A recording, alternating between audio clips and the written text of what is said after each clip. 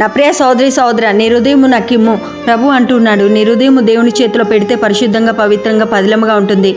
అందుకే నీ హృదయమును దేవునికి సమర్పించాలి. నీ హృదయము ఏ నరుని చేతిలో పెట్టినా అదే అపవిత్రం అయిపోతుంది. నీ హృదయంలో ఏ విగ్రహమునకు చోటు ఇవ్వకూడదు. నీవు దేవుని కంటే ఎక్కువగా దేనిని ప్రేమించినా అది విగ్రహంగా మారిపోతుంది. మీ హృదయంలో దేవునికి రోషం పుట్టించు విగ్రహములు పెట్టుకొని నా సన్నిధిలో విచారణ చేయడానికి వచ్చారా అని దేవుడు ప్రశ్నిస్తున్నాడు. నీ హృదయంలో దేవుడే నివసించాలి. ఆయనే నీకు నెమ్మది సమాధానమును అనుగ్రహించేవాడు. కాబట్టి నిండు హృదయముతో దేవుని ప్రేమించాలి, సేవించాలి, ఆరాధించాలి. నీ హృదయము దేవుని సన్నిధితోనూ పరిశుద్ధాత్మతో నిండి ఉండాలి. దేవుని వాక్యముతోనూ వాగ్దానములతో నీ హృదయం నిండి ఉండాలి. ఆత్మపూర్లుగా ఉండాలి. మీరు నిండు హృదయముతో దేవుని వెంబడిస్తూ ప్రేమిస్తూ ముందుకు సాగిపోవాలి. మీ హృదయము పరిశుద్ధాత్మకు నిలయముగా ఉండాలి. మీరు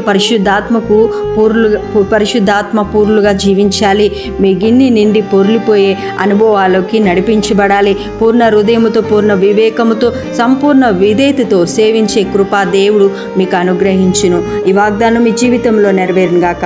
ఆమేన్.